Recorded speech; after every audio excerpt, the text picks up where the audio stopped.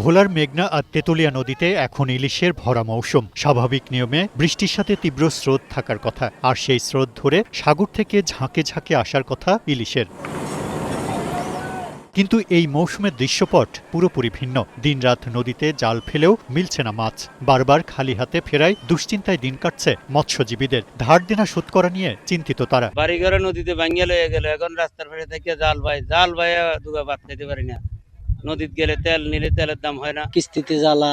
এখন আমরা কি করি, কোনো ঢালকুল পাই না। তারপরে যদি সরকার আমাদের কোনো কাজ কাম দিত। নদীতে মাছ ধরি, হয়তো দাদন বাদন লইছি নদীতে, এরা বাক্সাতে আমরা যা তাই ব্যস্ত হয়, না করার কিছু না। 5 লাখ টাকা 7 লাখ টাকা বেড়া করতাম দাদন দেওয়া না। এদিকে মাছ না থাকায় স্থবির এ জেলার ঐতিহ্যবাহী মাছের হাটগুলো। ইলিশের সরবরাহ না থাকায় জমছে না আড়ত, কমেছে কেনাবেচা। নদীতে ইলিশ না পাওয়ার পেছনে নদী দূষণ ও জলবায়ু পরিবর্তনের পাশাপাশি প্রধান বাধা হিসেবে দেখা দিয়েছে ডুবোচর। নদীতে যে অনেক চর জেগেছে, অভিযানের সময় অনেক নৌকা ট্রলার চরে আটকে যায়, এরকমই দেখেছি।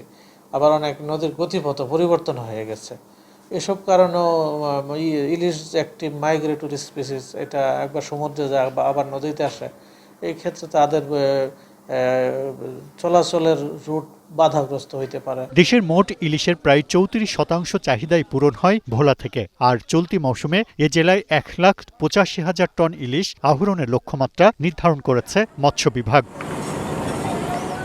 Global television news desk.